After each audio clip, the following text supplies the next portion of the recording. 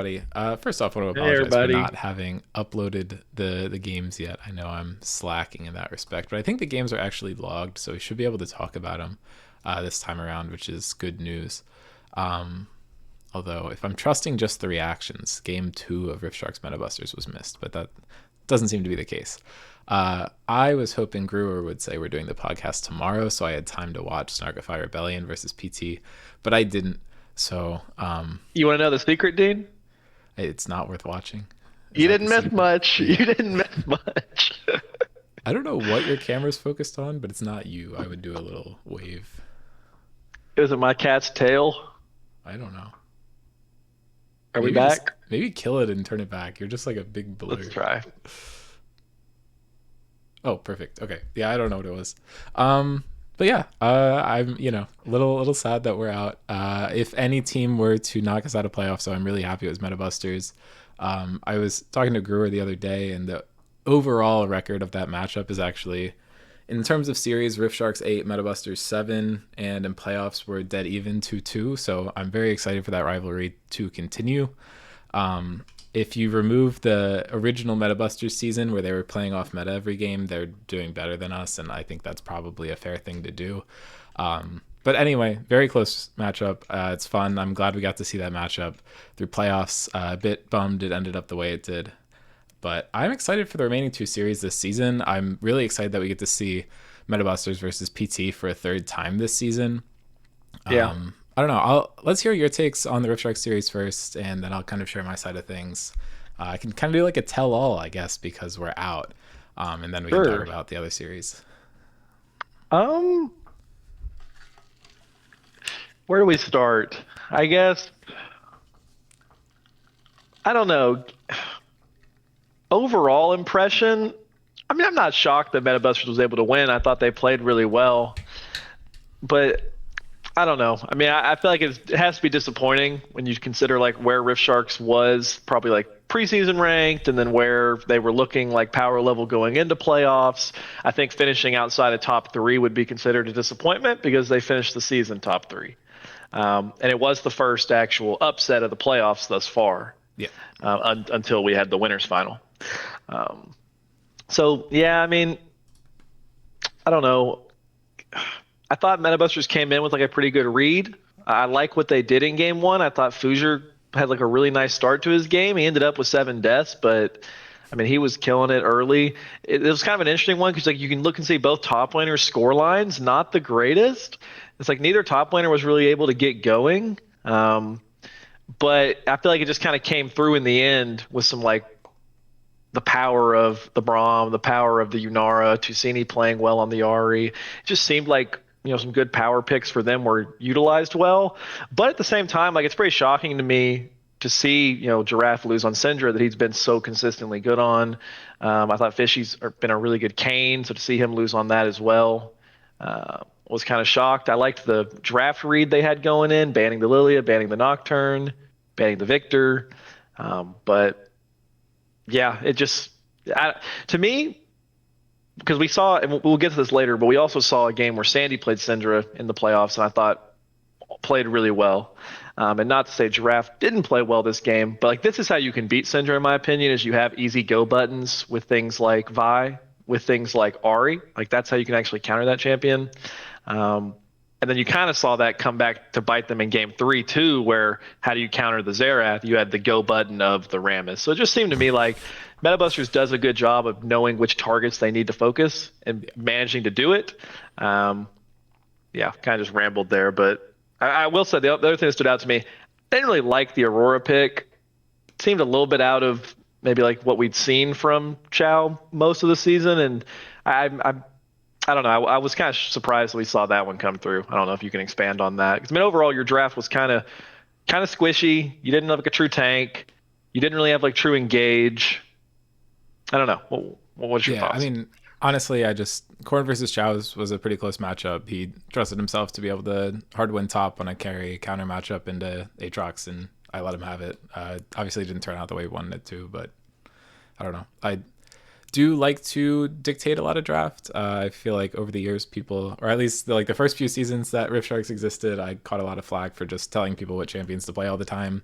And then a couple of seasons more recently, I feel like I didn't have enough of a voice in draft. I've kind of struck a balance here where I like to call a lot of things out ahead of time, but I do just want to trust my teammates sometimes. And this is one of the times where I guess it didn't, I guess in your opinion, work out as well as it did. I think maybe they just applied more pressure top than we thought it did. I feel like Korn got completely shut out of the game, which was good. But I mean, obviously the Viari were able to punish a lot more. Definitely wasn't my read that we like lost the game because the Aurora, or that it was like played a huge part in it. I think he was able to get a lot of like really good damage angles down in the team fighting later in the game. I don't know. My read on the first game was that a lot of our positioning was just kind of bad going up to objectives. Like the fights that we lost, we were just kind of positioned on a map in like the like places that didn't really make sense, and we overextended and got caught out, and we're just face checking things we shouldn't have. And we had I thought a pretty good position in this game, and ended up losing it, which was kind of a bummer. I think we did a really good job of coming back in the next game, though. Yes. Yeah, but I was talking to Fujer about draft. I will kind of leak a little bit because, things are going to change so much it doesn't really matter. Our goal in the first game was to not have to ban Nocturne the first time and pick up the Syndra because it is a contested pick. We know draft performs well on it. And our thought was that we could also deny the Nami. It's a good pairing with a Corki. And our hope was to bait out a Jarvan 4 pick into a composition where we had one non-mobile carry and then one mobile carry. So it's like a decent Jarvan spot here, but it's not great. Yeah. Fujer was telling me that they actually were considering picking the Jarvan, but didn't. They thought the Vi was better. So, we we lost a little bit. That's all I'm going to say about their drafts. But Yeah. I don't want to leak too much because they're still in it. But I do agree, though. Game two was a nice bounce back from your team. And to me, this game two draft is like, when I think of your team over the course of the season, this is kind of like the dream spot to me. Yeah. I think Chow, while having some carries in his bag, just as he did last season on QC, looks the best when he's on these types of tanks, particularly this Maokai that I think has just kind of been his pick in this server and has been really good on it. And then you had Giraffe on a comfortable control mage, Fishy on a champion that gets to scale, power farm, do damage, can carry, and then bot lane on some nice team fighting and some nice scaling. And it was just executed really well. It was a nice way to be able to beat out the Darius as well, which, I mean, it's been one of Korn's best champions. You banned it game one. You clearly let it go through game two. You can talk a little bit that in a second, but you have an idea of how to beat it. You executed that. I thought Fujer didn't look as comfortable on the Amumu. Didn't love that pick as much for him. And then, I mean, I don't know. It's not the greatest ace soul spot in my opinion. I think the champ's okay right now. Not as strong as it's been in seasons past. And then, the Kaisa and the Melio, just to me, you're trying to like almost match the Jinx and the Seraphine in that comp, and Jinx and Seraphine are going to outrange you in lane, outrange you in late game, scale really, really hard themselves. And so overall, I thought Rift Sharks had like a draft win and just executed into a game win pretty well in game two. Yeah, I mean, I do want to say for MetaBuster's sake, the Acel was picked up really early as kind of like a counter to the Orianna and Hecarim, which I think it is really good into those two champions. I think the problem comes with all the other champions. Kai'Sa was also picked really early, which allowed us to get counter there. I think, honestly, the Amumu and Milio were pretty good picks. I think they're picks where they had counter. I think they did really well. Our read, as you were saying before, we were planning on giving the Darius as soon as we had red side. We just didn't want him to be able to pick it on 3 and then cover ban it. It seemed like annoying to us. And we were gonna just pick Chow's pick on 3, but he had a few answers that all seemed good, so we were just gonna wait. I'm personally really happy with the Seraphine pick into the Acel. I feel like her double W just kind of completely negates his ultimate in fights, and it kind of eliminated that late game Acel Giga Bomb condition that we have, or that they had, and that we lost to the last time around when we played them. I think this game specifically, I think really shows how much Fishy's grown over the course of the season. I think last time we played into a composition like this from them, he just, overdove a little bit on a champion that primarily wants to dive, just like Hecarim. And I think just looking at draft, this is kind of an abysmal Hecarim spot. We picked it really early and they drafted around it pretty well, but I think he played this game excellent. And Evan was the one who called for the Jinx. I actually didn't have a read on what I wanted to pick. I think maybe I would have said Ashe if I had to pick anything, but it was a really good call from Evan. Jinx was just Giga this game, so it was Really good to see that come out from him. But I agree with what you said. I think Chao's Maokai is always going to execute really well. Also, the fact that he started off the game by dying 3 times to Darius and then did not die for the rest of the game. Like, these first 3 deaths were in like the first 8 minutes, and then he just played perfectly after that. And a lot of people in this server, if they get solo killed like 3 times to start the game, like they're tilted and they're never coming back from that. I think Amumu was maybe involved in one of them, but definitely want to commend his mental there. But Yeah. I mean, I think the Seraphine was probably the key pick here, and just everyone on comfort ended up really well. Third game, I think we hit the fearless XD situation that we've dealt with a few times this season. We have some wacky comps here. I think in theory our draft was really good, but it did have a problem that once we mess up at all and lose our lead, we'd rapidly fall behind.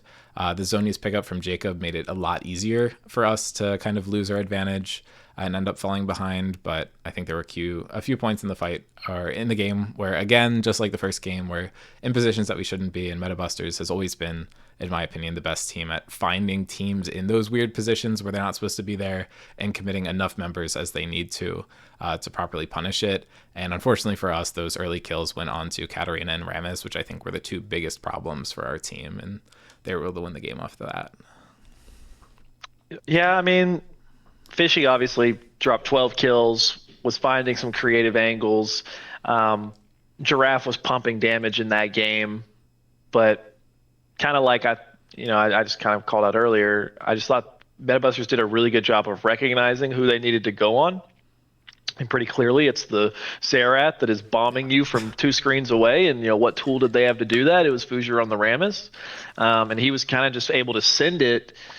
And all he had to do was click taunt. And then Tusini was doing a nice job of following that up. I just down the stretch, I thought Metabusters just executed better. I mean, I really think that's what it was. If that was a game that could have went either direction. I think there are tools to deal with things like the Katarina and the Rammus, with things like the Galio being able to peel or the Gnar potentially. But I think just in the team fights down the road, Metabusters just did a better job. And I mean, 1 death on Rammus is really impressive to me because that's a champion that, I mean, he's sending it and he's engaging consistently for the team, and to only die 1 time is really impressive because, I mean, there is crowd control to kind of keep him still if you're able to execute it. You have the Ash to slow him. You had damage coming out. I mean, he was taking damage. There were a couple times he lived on really low HP amounts, in part to Jacob's healing, but overall, I just thought Metabusters executed well. It's a disappointing way for Rift Sharks to go out because I do think had been a really strong team this season, but yeah, I mean, it was another banger. These matchups pretty much always are between these 2 teams. So it lived up to the hype. It's just someone had to lose. Yeah. Yeah, and I will kind of counter what you were saying at the beginning of the podcast. Like, I think everyone was kind of talking like Rift Sharks was like way above. Like, it was like a top 3 and the other teams weren't really in it. And I think Metabusters kind of quietly ended up with the same record that we did. The only reason that we were ranked higher than them is because we played them super early at the beginning of the season. They started off 0-2 and hadn't lost a single series for the rest of the season. And I just think the fact that they didn't start off really high, like, I think a lot of the reason that people were so high on our team early was because we beat QC, which a lot of people hadn't ranked really high. So I do think there was some narrative stuff there. And I mean, I will say, we too, definitely, though, dude, I think I don't know. We definitely didn't go into the series being like, oh, like, we're just going to waltz over these guys and win. I think we went in being like, sure, we're fairly evenly matched. Like, I think this is going to be a tough series. I think we knew that all of our matches for the rest of playoffs, either way, were going to be tough. Yeah. And I don't know. I think we're underselling Metabusters a little bit if we're saying that, they weren't on the same level. But yes, I'm very disappointed. I don't know. I'm not sure if that's exactly it. But I do think a lot of the reason people were rating your team so highly as well. I mean, you had the MVP. Yeah. You had the first team jungle. I mean, you had 2 of the best performing players in the server this season, rightfully deserved that they got those awards. So I don't think it's shocking that, people did have high expectations. I mean, I think those players for the most part kind of lived up in this series. Yeah. I don't know. I think my point is more so like, I think people are underestimating Metabusters. I don't know. I mean, Fujer had 1 fewer game MVP than Giraffe. He had more than anybody else in the server, and I feel like people didn't talk about him at all. His jungle voting was definitely way far below what it should have been, but I don't know. I really respect Metabusters. I don't know. Yeah. I think saying that there was a true top four, I think was good, and I was trying to push that narrative more towards the end of the season on the podcast, but I don't know. I think they're like a real threat to still do a lot of damage in the playoffs. So I'm really excited to see how this plays out. And I am honestly thinking we Agreed. might get to see two MetaBuster series still in this tournament, but obviously not to jinx them. I'm going to knock on wood a little bit there and I'll have to see. And, I'll say my predictions for later. But definitely really enjoyed playing with my team. I think we'll probably see a lot of people come back next season. It was a very fun environment, at least from my perspective. Uh, SR versus PT, though, I'll kind of let you talk about this. Obviously, I predicted SR 2-0. I didn't think I was 100% going to be right, but I'm not terribly surprised with this result. But I'll let you to kind of talk about the series. I It really just wasn't that close. I mean, I thought Snarkify Rebellion came in with a great strategy and then executed really well in both games. Really, the only loss Snarkify took the whole series was their appeal to the admins to allow the cringe like double support strat. They lost that one. Thank Everything God, else they bro. basically won in that series. But yeah, I thought my stand. There's really it's hard to even say like a standout. You look at that game one. Just look at the score lines, like across the board, they're all just killing it. I do think Sandy was probably like the standout for me in that game, but like everyone played well. He was able to find some really good stuns in team fights when the game was still a little bit close that kind of just pushed him away, and then he was just getting one shots at the end of that game. I think that was a really good Syndra spot. Unlike the previous game where we saw Giraffe, and you're playing against champions like Ari and Vi that can reach you. I don't know how you get on Syndra this game unless Syndra mispositions. And as someone that's one of my most played champions, if I'm in that spot and I'm looking at these other champs, I don't feel like I can lose because the only way you get caught is if you misposition or you get flashed on. And they just were never able to execute that. I thought Hero played an excellent game on the Nocturne. I was a little surprised that he was able to get Nocturne. I think he's been one of the better Nocturne players. Yeah. PT obviously was comfortable with the Shin counterpick that they have As they like have used been. to success before, but to me it just I think the Nocturne power, if the Nocturne is smart about when he's going in, I don't think the Shen's actually some like Omega counter where he's like insta lose. You can still get a lot of value. Didn't Yeah, love I the think Galio spot. Yeah, the interference from Nocturne, like ideally Shen can be really good if the Nocturne goes in and the target survives, but both Shen and Galio are not able to use their ultimates for the duration of the nearsighted on Nocturne, so you're kind of countering yourself a little bit. And as you said, I was pulled up the draft to see what order these picks were picked in.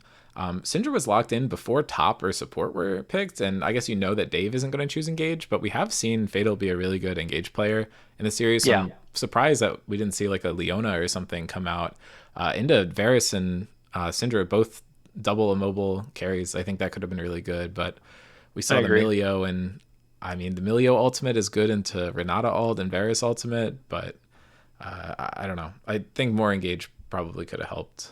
And I don't know. Yeah, and I Obviously, the think Kale didn't just get to do anything that yeah. game. They had scaling with like Kale and with Unara, but they kind of got lost in the sauce in the mid game, and then they never had a chance because Sandy was just popping off, and Hero was playing really well. Kage 0-0 and 10. What more can you ask for from a Maokai pick? Like, Yeah. just good stuff across the board. And then you go into game two, and to me, this is like more the kind of team composition I would like to see from Project Tuesdays than the game one team composition. Spiral on what's historically been one of his most comfortable, one of his best champs. I think you have Fatal on the Engage to kind of give you a little more of an option. You have a lot of Engage this game between the Amumu, between the Vex. But it kind of just didn't matter. Like Sandy started popping off, even into the counter pick. I thought Hero played an exceptional game, was kind of just running the map. The Corki and the Nami were doing well. Kage, again, like just doesn't matter if he drops CS. It doesn't matter what happens. He shows up. He doesn't have bad deaths for the most part. And he does his job in team fights. So to me, Snarkify was just playing at a really high level this series. I do think, to be fair, I do think Project Tuesdays played under their level. Like I don't think this was their best. In particular, I just think Spiral did not play at the level at which he had been playing, particularly in that second game. That's just Amu is one of those champs where if the game starts going bad, it can be easy to accumulate a lot of deaths. But To me, that was like an uncharacteristically bad game for him, just from the level he's shown this season. I think they disrespected Sandy a little bit by giving Yeah, him the fact the that it gets Akali. through round two bans really sticks out to me. I would expect it to get through the first one. Victor, Lisa, and Aurora, I think I probably wouldn't be banning a couple of those champions, but I can Well, definitely see why you would. Um, so in but game in round two, they chose to ban the Silas and the Veigar yeah, over the so Akali, and it, right, it that's why makes sense to me, I kind wasn't of. saying much about the round two bans because I definitely see it. I think Vigar makes the Amumu like impossible to play, and you kind of need to ban Silas if you have Amumu also. So I think those are Yeah, fine bans. But just setting yourself up in a situation where you have a priority pick that you want to pick, and when you do need to pick it, you have to cover two bans, and you're still giving Sandy his best champion. It's I think they just just kind of figured Sandy interesting. might not pick it because he's already going to be seeing that he's into a Mumu, and I believe the Nahus was already picked as well. Yeah, And those are hard champions to pilot a Akali into. But I mean, to be honest, that champion's just like good. Like if you're yeah. good at Akali, you can really make it work in most spots. And then they came through with the last pick Vex as a counter pick, and that is a counter pick, but I mean, if you use your fear at a bad time, you can get one shot. Like, and Hero was just exerting so much pressure that it really felt like, to me, they were never able to try to mark Sandy in those team fights. They were already behind to the point where they were having to be so worried about Hero and about the Corki that Sandy was always showing up after the team fight had already started, after critical CC had already been used, and then he was just really finding good flanks and getting good kills. And also, I thought Lelouch had some really nice plays that game. Her ultimate usage in the team fights was really exceptional in my mind. Like I thought she was peeling for her team really well. Also kind of baited them in a couple times. Like there was at least once or twice where I think the Vex just sent it onto the Nami, and you kill Nami to start the fight, but Nami got out her CC, and then you just get wiped. So yeah, I don't know. Overall, it was a disappointing series. Like I think it should have been a little bit closer. Wish it had been a little bit closer. If we see it again, I hope it is, just because I mean we all want to watch fun, close series. And I mean Snark 5 brought their A game, and Project Tuesdays did not, and that got reflected by a pretty uncompetitive series. Yeah, I mean, I think not to like harp on draft here too much, but just in the interest of maybe having a more exciting finals, if people listen to me, obviously we banned the Aurora first round on red side. We didn't prioritize it super heavily. On blue, we actually banned the Jarvan in the first game, mainly because we knew that we'd be getting one of the control mages that kind of got traded between Sandy and Giraffe. But I really don't think Lee Sin is necessarily to be banned on Hero. This is not a dog on his Lee Sin. It's like actually the opposite. I think he's put in a lot of effort on other champions this season and has brought a lot of them up to the same level that is Lee Sin is. Mm. And I think if you're banning Lee Sin, I mean, you saw how well he played on the Nocturne. You didn't ban that. That's a champion we banned against him. And his Xin Zhao has been incredible. And that was, I believe, very instrumental in taking us down as well. Maybe not, if not in that most recent series. Yeah, no, yeah, he played it against us too. I mean, I think he just has other champions you need to look out for. Yeah. And I think Sandy, I guess at this point, has a smaller pool than Hero of those like top tier champions. So just something interesting to look out for. I'm assuming whoever comes out of losers finals is going to have a lot better prep against SR coming into it. And I do think the fact that they'll have sat for a week and not played is a factor. So we'll see how that plays out. Well, let's say on the flip side, I But thought they had a yeah, really good draft read into PT. I thought banning away both the Ari and the Anivia make a lot of sense. I yep, mean, LSD Dreams has just not gotten to play Anivia much, if at all. And I think teams have recognized that Ari has been maybe his second best champion. So I like the fact that they just took that away. And I mean, LSD Dreams just didn't have the kind of series that we'd seen from him a lot this season. And frankly, I didn't like the two champions he ended up going with as much. I don't think they really play to his strengths. So would hope that if Project Tuesdays is able to beat Metabusters, which that'll certain, I don't think that's a guarantee anymore. I think that'll be a no, close definitely series. not. But if they are, I would hope that they come into this rematch with a much different draft plan, a different idea. But we'll see. I'm also too like, you saw some round two bans going towards Dave with things like the Mordekaiser or the Set or the Vayne. I would potentially like to see them maybe prioritize Dave's picks a little bit higher because I don't think Dave has like a small champion pool per se, but I think there are champions that he does better on in the sense that like they're a little bit harder to deal with as the enemy team. They don't play quite as standardly. Um, and I think Dave could get away with just taking some champs earlier in the specific matchup. So maybe you can explore something like that too. Um, but yeah, overall, just well played to Snarkify. And I mean, they're going to sit there. They're going to get to watch their opponents play, and they obviously have the big advantage of starting with a one-game advantage going into the grand finals. And I think, without a doubt, they're clearly like the team to beat. I mean, it's worth mentioning that that roster is undefeated this season. I mean, they did lose one series to PT, but that was with Mason and with Eden in. So, I mean, this specific roster has not been able to be beaten so far.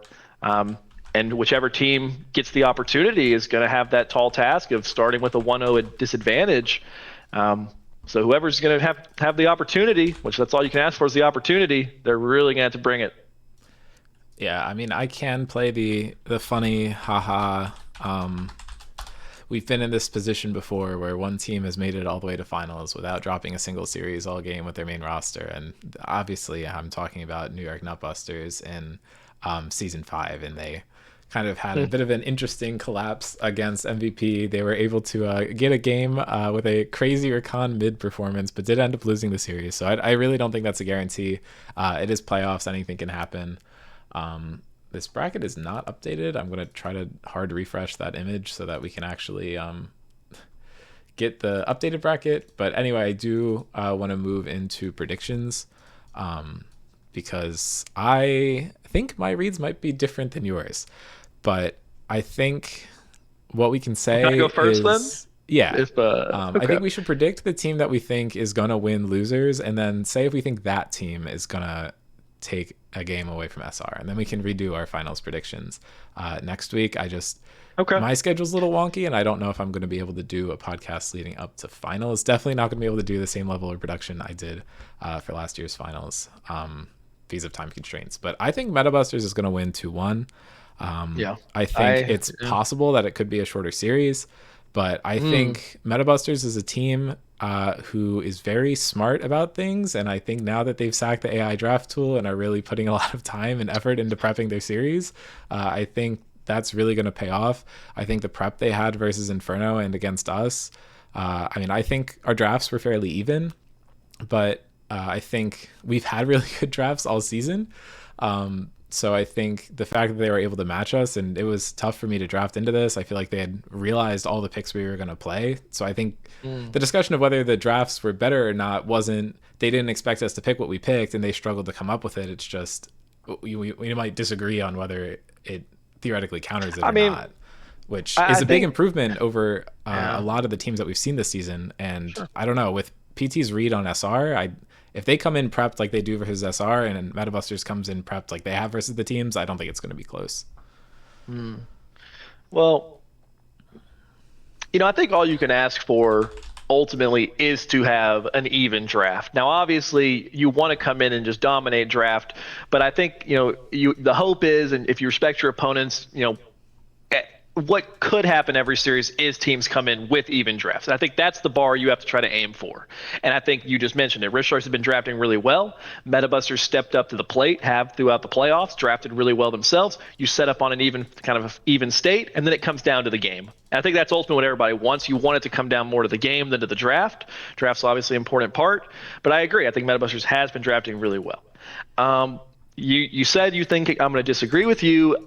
I don't know if that's going to be the case. I think the way I'm seeing it now, I'm believing in Metabusters to be able to pull this one out. And I do think it'll be a 2-1. I do think PT won't go quietly. I expect that it'll be a lot closer than the PTSR series in those games. I think Metabusters, as good as they have been, while I think Metabusters can beat every single team, I don't know if I necessarily think that they're going to come in as quite as clean as SR maybe looked in that in that series, so I do think PT will have more opportunities to fight back in individual games. There you go. Um, but to me, where I thought PT struggled was in jungle. I thought Blind Spiral had a worse series than he had been. I think you're going up against Fuzier, who you have mentioned has been one of, if not a top performing player in the server, has only had 5 MVPs this season, played really exceptional in the last playoff series, was critical to be able to close that game 3 out, in my opinion. And I think if he's able to bring that level, if Spiral brings the level he brought last series, I don't think it'll actually be that close. I'm not saying that's what I think will happen. I think Spiral will come back more towards what he had been showing, but I don't even know if that's going to be good enough with how good Fuzier has looked. Yeah. So to me, I'm again going to be pointing at jungle as being critical for this series. I think mid lane is going to be critical as well. When PT looks their best, LSD Dreams is playing really well. When Metabusters looks their best, Tusini is playing really well. And I think those guys are going to pick fun matchups and they could be really volatile. But I'm just something about me, man. I'm getting bought into the Metabusters train once again. I kind of am. I can't deny it. They're selling me on them. They just have a certain magic about them that I just feel like they played so many seasons of the roster. When you get in those clutch situations in close games, it just seems like they have a certain level of poise that allows them to sometimes, get that advantage. But yeah, so that's going to be my predictions 2-1. I will say, to PT's credit, they've looked their best this season when everyone has been doubting them. It took way too many weeks for, I think, us to maybe give them their due. They earned it fair and square, first seed in the playoffs for a reason. So maybe that's what they need, is the doubt again to really turn it on. But there's just something in my heart telling me you got to go Metabusters this time. So maybe that wasn't what you thought I'd say, Dean, but that's where I'm at. Well, it's been not what you've been saying the last few podcast episodes. You It keep had, saying, yeah. "Oh, it's going to be a rematch of the top 2 teams." So you've changed.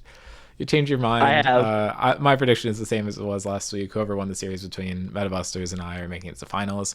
That said, the first time Metabusters and SR played, which was all the way back in week 1, which is crazy because if they do make it to finals, obviously not a guarantee yet. I think it's going to be a really interesting series because these teams, I think they've scrimmed once, but they haven't played on stage in literally like 3 months, which is insane. Metabusters did take a game off of them, and they took a game off of them against the main SR roster, but Metabusters was playing Fuzier top, Jacob jungle, Snow mid, Stav and Cappy bot lane. That is not their good roster. Like, I don't know, because we're talking about, like the undefeated roster, but Metabusters, I think in the regular season, was undefeated with this roster because in the series they lost to us, they had Snow jungle. So they did drop that series to PT, and that's where maybe they're going to have a tough matchup against PT, but they beat PT in the regular season with this roster. They were the only team to do so. I think they have the ability to do it now, and I think the Metabusters Snarkify series is going to be really exciting. That said, I think my prediction is going to be SR 3-2. I think the 2 teams are really evenly matched, and I think it is just going to come down to that tiebreaker game. But I don't know. I expect finals to be a really good series either way. But I don't know. I'm excited. I'm really excited to figure out when PT and Metabusters are going to play each other, which should be decided by tonight, but we'll see. I kind of have to agree with you as far as finals goes. I think I'm gonna be honest, with how good SR has looked, I'd say if I got to give a game prediction, I'm gonna say 3-1. I think that 1 game advantage is such a massive advantage. Essentially, I could see that it being like a BO3 in a sense, and they're able to take it 2-1, which would end up with like a 3-1 score line.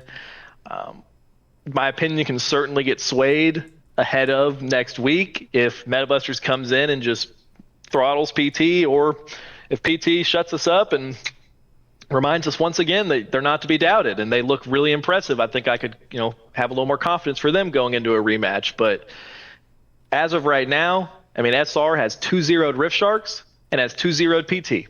That is the first seed of the regular season and the 3rd seed. And the games have not been that close. So until someone's going to... snuck 1 close game in there, but... I mean, you snuck... I'll give you that. You snuck a close game. But it's it's SR right now, Yeah. so until I'm shown something that really make me believe otherwise, I'm backing them. Yeah, and I don't know. I mean, this is kind of what I've been saying from the beginning of the season. I think we all know I'm kind of obligated to put my team first. I always do it, but I've been very high on SR the whole time. I think they are have a very easy path to winning this season. I think they have a lot of supporting pieces that are really good and are sometimes underrated. I mean, Lelouch and Kage played fantastic last season. Kage's role swap to top has been seamless. It's even better than I thought it would be. And I think Hero's leveled up as a player a lot over the course of the season. I've definitely heard some people, throw some shade his direction, which I never believed in. I was trying to sign that guy. But I mean, I think he got even better than I thought he was going to. So I think this SR roster that I thought was going to win from the beginning has gotten even stronger. So I don't know. I'm very high on them. That said, I always kind of root for the underdog in this format because people do not stop hating on any decision I ever make. And if people can win from losers, that means that I'm like justified in giving the winner's seed the one game advantage. So I don't know. That's like my little personal tidbit there. But I think we could hop into Victor based. I Let's don't do know. it. I think this has been quite an exciting playoffs. I think half the series so far have gone 1-2, and we've had two really key upsets so far.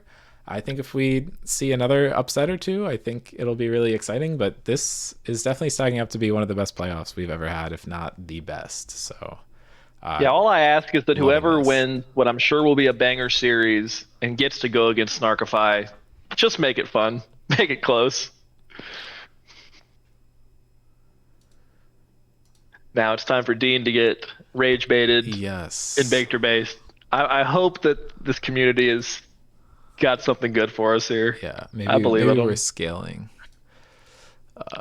I should have hid. You guys get to see my loading screen. And then let me make sure. It like never fucking works. It like never remembers that. I think it's because I don't save Victor Base, so it doesn't think that I've actually worked on it recently. Uh, That's fine. Okay, first take. Oh, this I forgot about this. The NYNB thing that I said we talk about next time that I completely forgot. Hold on. Let me swap my screen back to the website, and we're gonna go over all the old NYNB teams because I totally forgot about that, and I think that's a fun thing to do.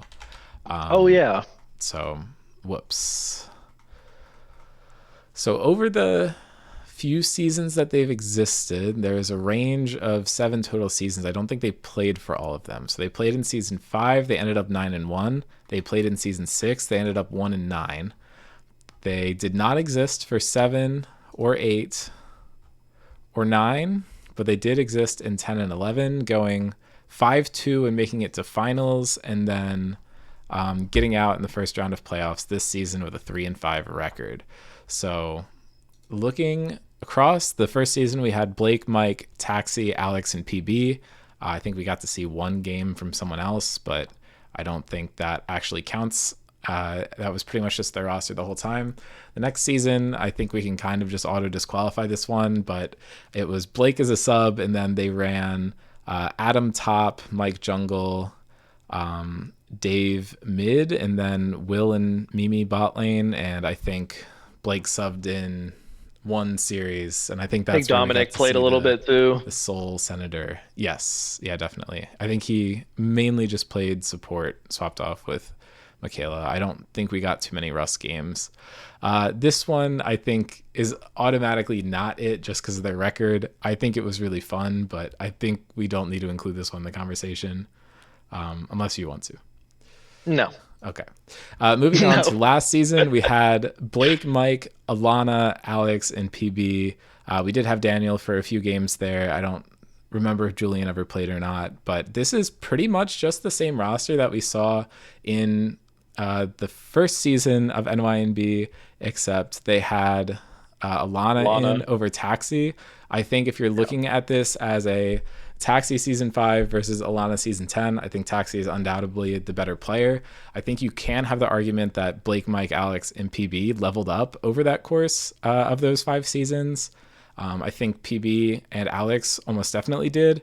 I think Mike took a few breaks here and there, so I think it's hard for me to know what his level is at. And I don't think Blake had a huge change, in my opinion. I think he's always been a really strong player, but I don't think he's Yeah. really hitting new peaks recently.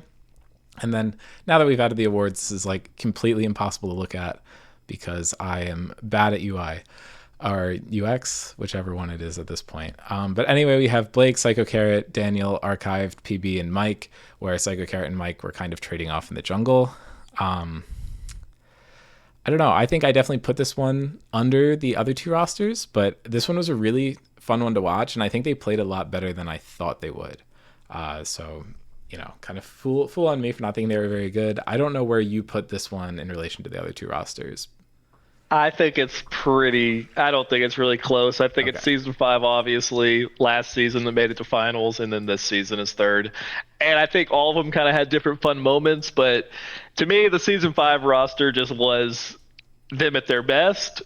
Maybe you could say other players have leveled up, but I mean, that was just a very, very strong roster. And I mean, yeah, they kind of just came in guns a blazing. I mean, that was actually the first season I played just as like a sub, so I wasn't even really following the server super closely. But I just think that was them. That was the best Nutbusters to me. I do think as good as they did last season, I think it's undeniable that they were in a sense covering mid lane, whereas I think Taxi was kind of like a strength of them in this season. And I don't really think that roster actually had weaknesses. Yes, they choked in finals, as I've heard 100 times, but Communication is their weakness, but only in the yeah, last series. I don't know. I think we saw yeah, the same team play basically 10 series. We saw a sub roster where there was some, misbehavior in the server, got someone banned for a week, had to run a sub roster, shit happens. And then in finals, I think that was a really messy finals. That was a really messy playoffs that season. Things got delayed for like a week. Taxi got hit by a car and they had to like delay our series, so we had to change. We had to run an off roster versus them, which was a bit interesting. But I don't know. Then they just kind of kaboomed in finals. I don't know. I think there was a lot of time where a lot of teams were just stewing there, waiting to get their matches done, and I think tensions got high. And MVP really just locked in and played a great series to close out the season. So I don't know. It was tough, but I think you're right. I think this is definitely just the best team. But I do think Alex and PB grew a lot as players over the course of it. I don't think sure, it's enough to match the difference between Taxi and Alana, though. As you said, mid lane was a yeah. strength for them that first time around. And I mean, I don't think this is like leaking or anything to say that it seems to have been indicated that PB may be stepping away from the server moving forward. Yeah. And since we're already on the topic of Nutbusters, I think it's worth just talking for a minute about PB and his performance in the server over the years. I No, just don't make I me do would this, man. I would welcome arguments, but I actually don't think there are any. He is the support goat of the server by far, hands down. I think he has peak. I think he has longevity. I think he has accolades. There's just nobody as good. I only had the privilege of playing with him for one season, but without a doubt, in that one season, one of my favorite teammates ever. Um, he got first team support every single season he played support. The one season he didn't, he went top lane. I made it to finals many, many times while being one of the best players on his team every single time. Has looked amazing with what I think people would objectively rate as really good AD carries, and also AD carries where he was helping them level up. I just, whether he was roaming, whether he was playing for lane, whether he was, regards to champion, just hands down, one of the top players in the server, regardless of role, without a doubt, the support goat. It's been a privilege getting to watch him play all these seasons, and it's disappointing if this is actually the end for him, because regardless of his individual season where he finished, which most of the time was really good, his individual performance was always really good. I mean, I think even the season where he did not make playoffs as support, he still got first team support in season 6. So I mean, just, I don't know. I could sit here and just glaze the guy for an hour, but that's where I'm at. Yeah. I know you got to coach him and play with him. Yeah. I don't think I could say all the words you said without like tearing up. Like genuinely, like man has had such a positive impact on the server. We would not be where we are today without him. Just, regardless of the bannableness of his contributions to the social aspect of the server, there's no doubt that he got a lot of conversation going and like definitely has made such a positive impact. He bounced around on a bunch of teams and everyone loves having him around. I don't know. I'm just happy I got the chance to play with him, and all the interviews we've done. He's the winner of Scrim Zone Jeopardy, which I never gave him a prize for because we could never decide what it was. I don't know. Man's dedicated to the server. I don't know. There are a few people on my team that I've had that I would just play with again every single time. He's one of them. I don't know. My only the only negative thing I can say about him is we don't have bot lane synergy for some reason, and that clearly must be his fault. But I don't know. All the years where we had me and him on the same team, we kept trying, we'd practice, and we could never make it work. So he can synergize with anybody but me. So it's probably actually on me. But getting to watch him play with Evan, and I don't know, that was just so fun having him on a team. Like, if you have not gotten the chance to play with this guy, he sends like inspirational messages before every series, gets everyone hyped up. Like, it's the best. I have never had anyone on my team, and I don't think ever will have someone that just brings the team together the same way he does. So I don't know. Appreciate it. Thank you for bringing it up and glazing him, because that's necessary. Hard.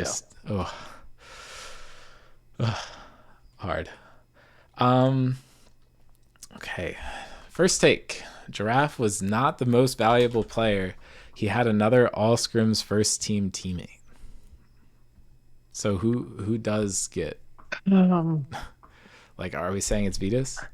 Is that Well, I'll just first off say that's never been a problem. That's never been a stop before. It's not uncommon that the MVP has another first team teammate, just because it's usually a player on a top team, and top teams usually have more than one person, at least in servers past, especially when there were less teams. I don't know. I think MVP was close, but I think it was like deserved probably. I think you could also make the argument, if you're a mid laner that's performing to the MVP level, like, isn't your jungler probably just going to get first team teammate first team jungle based on your impact you have on the game most of the time anyway? That's not true, dude. That's not true. That's not true. That's not true, bro. That's not true. Sorry. That's not true. That was my rage bait take. I'm not allowed to submit anything. That's not true, bro. I hit home better than any of these people did. You guys all know Gruber well enough to rage bait him. You got me, dude. You got me, bro. All right. Okay. I've had my fun. But I mean, I think one could definitely make the argument that Fishy might not have had first team jungle if he wasn't playing with Giraffe. But yeah, I mean, I think you could argue that Giraffe man not got it if he wasn't playing with Fishy, though, in the same way. Yeah, but I don't know. I mean, I think by your argument, PB's probably not an MVP here. I think people are debating if he's even first team support. I think by this logic, nobody on PT can get it, considering like the entire teams in all scrims. I mean, I don't think we're giving it to Tuxedo.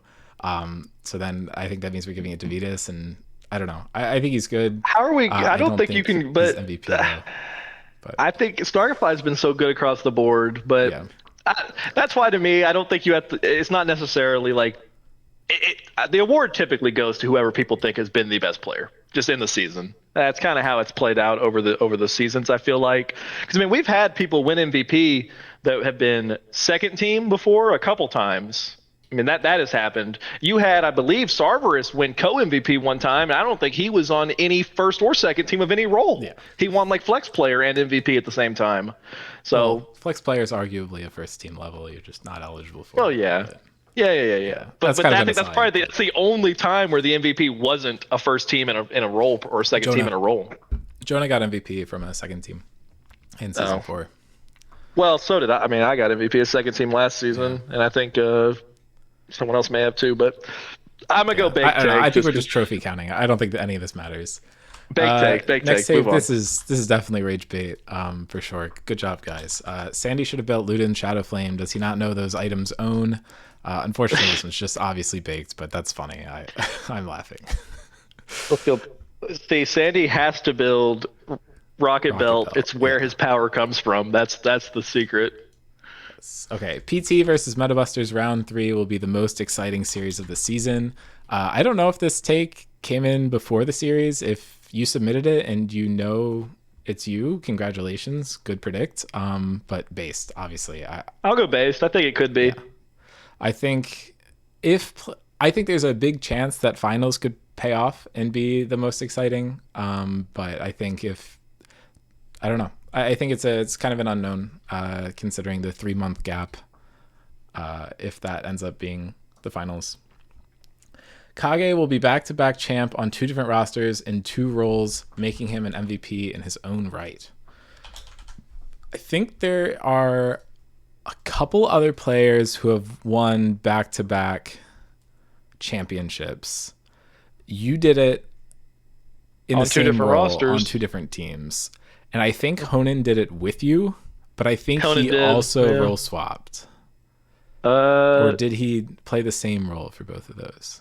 he subbed for us support on Spectres, and he played AD carry primarily on Okay. Andromeda. Yeah. So So I would say that's pretty comparable. And I mean, I think Honan is kind of goaded. So I Honan would is agree here. goaded. I Yes. just wanted to shout out Honan because we didn't get to see much of him this season. And I don't know. I think people forget. But yeah, I don't know. I've been thinking about that a lot. I think if Kage is able to win, I think it's going to be super impressive. Obviously, Yeah.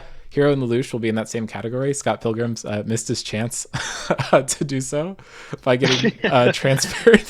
But Donated. yeah, I mean, yeah, that is a bit of an exclusive club. Very hard to win back to back, so that would be really cool. And I think Kage would kind of be up there with you as one of the most legitimate ones to do it because I think subbing was kind of involved for everyone else, and Kage was Yeah. No. obviously If a Kage, primary person last time. Kage's been awesome and has been a rock for both his teams. And to do it on two different roles, particularly to do it on top lane this season, and what, to my understanding, was like a true role swap for him. To my understanding, I think AD carry was a little bit more of a comfortable role for him. So to go to top lane, a role you hadn't played as much, and to be so consistent and to be a rock on this team, yeah, if they pull it off, that'll be he'll be in the history books of the server without a doubt. Yeah. Okay, well, the next take I kind of saw coming. It's about the double support item. Their argument is that if there's a strategy that does not follow the spirit of the game, it should not be treated as allowed until someone brings it up. It should be communicated beforehand to the admins and other team. I guess this take is saying that Snarkify should have said something to the admins and the other team that they were going to try to do it before they were playing it. I dropped the ball here, guys. Giraffe brought it up to me Sunday morning. I go, they're not going to try to do that this series. I didn't even know it was available to do in the game yet, so I didn't say anything. I was just going to make an announcement saying that you can't do it. But I decided to procrastinate and try to do it today. Obviously, that was a little late, but I don't know. I mean, I kind of agree with this take a little bit that you should follow the spirit of the game, but ultimately it was probably on us to just say that, hey, you can't do it because Riot did make a big deal out of it and we could have just followed up on it. So I don't know. I don't think it really makes sense to hate on anybody too I much for mean, this, yeah, but to I me, understand where you're coming from, but I was going to say something. I didn't. I was lazy. That's really where it comes down to. And they didn't. My understanding is that once it was a no, they just kind of took it decently well, and I yeah, haven't really heard anyone grumble about it. So I think we can just drop this. But yeah, I think it's kind of a no harm, no foul ultimately. yeah, Yeah. I don't even know. I'm gonna DM this one to you and see if you know what the fuck it's talking about, and then if you don't, Okay. I'm just gonna skip it because I don't know who the person mentioned in this is. I I don't know either, but I have the power of Google, so Well, if I Google it, the first result is Twitch ban, so I'm gonna skip this one. yeah, I'd say skip it. Um, Dean should set up a Yeah, bot that just pings updates with the stream title whenever Scrim Zone goes live. I would say base that this is a good idea, except my God, I do enough. If you want to write the code, you can do it. And surely same, that can't be that hard. I I don't, say I is just knowing not I, how to code whatsoever, probably but not that hard. I'm tired of having things to do. You can pester one of the other admins to do it. Half of us program. I don't know. I'm gonna change it to someone should and put it in based. Yeah, we'll do that. I'll do someone not Dean. Should set up a bot. There we go. I like it now. I'm tired. I had to figure out how Scrimbot worked when Stanley quit. I kind of did it. Jacob's kind of the MVP for setting up a server that runs it. But I don't know. My brain hurts. I do too much programming for my work. I don't want to do more. Fujer deserved a spot in all scrims based. I just said this like 20 minutes ago. Unless you disagree. I'm trying to look at the stats page real quick, just to look at one thing in particular, because I do think Fuger played at an all scrims level this season, without a doubt. I mean, you saw it. He got the MVP, or he got a lot of MVP selections. The reason he didn't pull, well, I don't know. He actually did. I was going to say he didn't play enough in one role, but he actually did almost exclusively play jungle. Yeah. I think it's just jungle pool was stacked this season. I mean, I think you had Spiral playing at an exceptionally high level. You had Fishy playing at an exceptionally high level. Hero played really well. Fujer was playing really well. I don't even mean to leave anyone out if I am right now, but like it was just stacked. And I think probably what ultimately hurt him was the fact that those other players kind of ended up higher in team standings, maybe. Yeah. I mean, I think going to leak votes for fun, Fishy and Blind Spiral were within 3 votes of each other. Spiral had 13.5. Drakkar had 12 and Fujer had 4. I think everyone can disagree that that's wrong. Or everyone can agree that that's wrong. Like, that's not... He was undervoted for sure. MVP votes, he actually ended up in a decent spot. He was kind of on the same level of LSD Dreams, which would put him at a tie for 3rd. I think that's fairly reasonable. Yeah, there is no world in which he is like 4 votes. Like, I don't know. Yeah, that's cringe. Yeah, that's that. Yes. I do agree with that. I think had Fujer received, first or second team, you would not have had an argument for me that it wasn't deserved. I do think the competition was just really high. And I also think down the stretch, Blind Spiral and Fishy in particular just had some absolute standout games that I feel like just kind of stuck in the voters' memory, maybe. Okay, the next take is Metabusters is going to win the season. I'll say this is based because it's a fun, supportive take. I think we already gave our predicts, but yeah, just based because you're cheering for someone. I can never hate on that. This just says, okay, this is Ramus take based.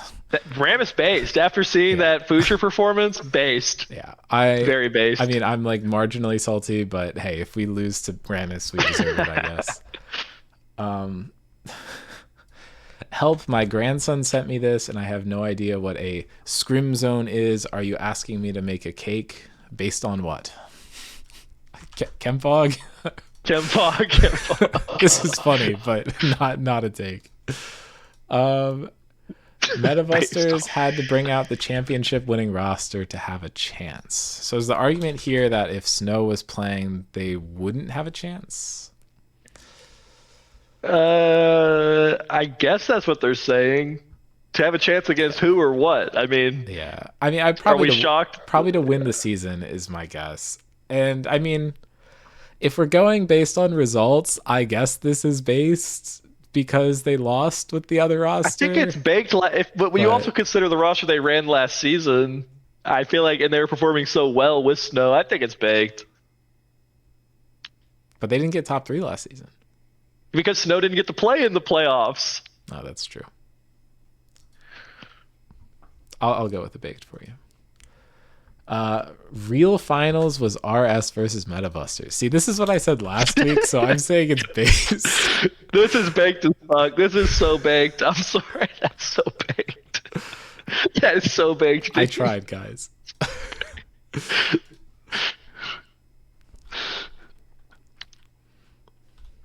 Real finals was QC 1 Thief in week 2. Real finals was the Buster battle. They were fucking trying. Real finals was SKT getting a win, That's true. getting 2 wins. Excuse me. Well, I think the first win was obviously the one that really mattered. But anyway, True. that's it for the takes, and we have like 20 seconds left until we hit an hour. So I'm good to just call it here. Very All right. enjoyable podcast. Pouring out for PB. I guess I'm gonna miss that guy a bunch. Hopefully he comes back and plays some signups at least when he has time. But he will be missed. I think we're losing NYNB as well, which is a loss. I think Blake could maybe be coerced into playing if he doesn't have to captain, maybe as a sub. But I don't know. We're definitely losing a lot of people who have been around in the server for a lot A this lot of season. legacy. So Yeah. yeah, kind of bittersweet. I'm glad that I got to play against both Blake and Metabusters in playoffs. It was fun. I don't know. Definitely bummed that we're out, but we'll see you next year or next season, in August/September. I don't know. And maybe I'll do something fun in summer league. Maybe I'll put together a good roster, or maybe I won't play. Who knows? Maybe people want to do something in the summer. Good joke. I think there's a chance. There's more No, people I now. know. I think it's gotten talked about enough that we'll probably see something happen. But anyway, focus on the next two series for playoffs, and we should be in for a couple bangers. I'm pretty excited. Oh yeah. Yep. But see All y'all. right. Thanks for watching as always. And I will ping once we know when losers finals will be. So watch that. See y'all.